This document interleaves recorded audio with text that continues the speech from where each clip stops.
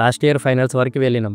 ఈసారి ప్లే ఆఫ్స్కి కూడా వెళ్ళలేకపోతున్నాం. ఇంకా మనం ఈ సీజన్ ఓడిపోయినట్టేనా అని ఒక ఫ్రెండ్ అడిగాడు. వాడికి ఈ స్టోరీ చెప్పిన. ఇద్దరు రాజులు ఉండేవాళ్ళు. వాళ్ళ ఇద్దరిలో ఎవరు రాజు అని డిసైడ్ చేయడానికి ఆ రాజ్యం పెద్దయిన ఒక రాజగురు ఉన్నాడు. ఆ రాజగురు ఆ ఇద్దరు రాజులకు ఒక పని అప్పచెప్పిండు. రాజ్యంకి దూరంగా ఉన్న ఒక పెద్ద అడవిలో ఎవరికి కనిపించని ఒక గుహలో వజ్రం ఉంది. దాన్ని ఎవరైతే 60 రోజుల లోపు తీసుకొని వస్తారో వాళ్ళని ఆ రాజ్యంకి రాజుని చేస్తానని చెప్పి వాళ్ళని పంపించాడు. ఆ వజ్రం ఉన్న గుహని వెతకడానికి ఆ అడవి తిరగడానికి ఒక రాజుకి పుష్పక విమానం ఇంకా టెలిస్కోప్ లాంటి వస్తువులు ఇచ్చారు. వాటి సహాయంతో ఏదైనా సులభంగా గుర్తిస్తాడు. కానీ ఇంకో రాజుకి మాత్రం ఒక్క గుర్రంని మాత్రమే ఇచ్చారు. ఎందుకంటే ఈ రాజు ఒక 4 సంవత్సరాలు డెక్కన్ అనే రాజు దగ్గర శిక్షణ తీసుకొని వచ్చాడు. అప్పటి రాజ్యాలు డెక్కన్ అనే రాజుతో పోటీ పడడానికి భయపడేవాళ్ళు. వాళ్ళతో పోటీ పడాలంటే మళ్ళీ వాళ్ళ దగ్గరే శిక్షణ తీసుకొని అయి ఉండాలి. అలాంటి రాజు దగ్గర శిక్షణ తీసుకొని వచ్చిన రాజే ఈ SRH అనే రాజు.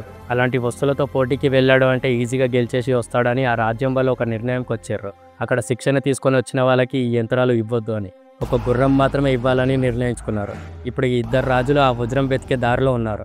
రాజగురు చెప్పిన 60 రోజుల్లో ఇంకా 20 రోజులు మాత్రమే మిగిలి ఉంది. గుర్రం పైన వెళ్తున్న రాజుకి ఆ వజ్రం వెతకడానికి కేవలం 3 మార్గాలు మాత్రమే దొరికాయి. ఈ దారిలో ఆ వజ్రం దొరుకుతుందో లేదో కూడా తెలియదు. కానీ అన్ని యంత్రాలతో గాలిలో తిరుగుతున్న రాజు ఆ వజ్రం మార్గానికి దగ్గరగా ఉన్నాడు. ఇద్దరితో పోలిస్తే గాలిలో ఉన్న రాజుకే ముందు వజ్రం దొరికి రాజు అవుతాడు అనిపిస్తుంది. కానీ గుర్రం పైన వెతుకుతున్న రాజు వజ్రం దొరకదు అని ఆగిపోలేదు. వెతుకుతూనే ఉన్నాడు. అడవిలో అడ్డం వచ్చిన పులిలు, నక్కలు, ముసలిలు ఎన్ని వచ్చినా వాటితో పోరాడుతూ ఆ మార్గాన్ని వెతుకుతూనే ఉన్నాడు. రాజగురు ఇచ్చిన 60 రోజులు అయిపోయినాయి. ఇద్దరు రాజులు రాజ్యానికి తిరిగి వచ్చేసినారు. అన్ని యంత్రాలతో వెళ్ళిన రాజుకి ఆ వజ్రం దొరికింది. అది తీసుకొని వచ్చి రాజగురికి ఇచ్చాడు.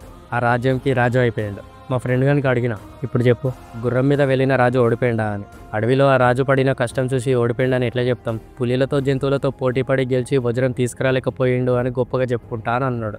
అది మన కథ. ఇప్పుడు ఇంకా 20 రోజులు మాత్రమే ఉన్నాయి. గెలుస్తామనే మార్గం దొరకకపోతే ఓడిపోతామని తెలిసిన 300 అనే సాహసం చేసి గొప్పగా ఓడిపోవాలని కోరుకుంటున్నా. IPL నుంచి మనకి వజ్రాలు వద్దన్నా, మనమే IPLకి రికార్డ్స్ ఇద్దాం.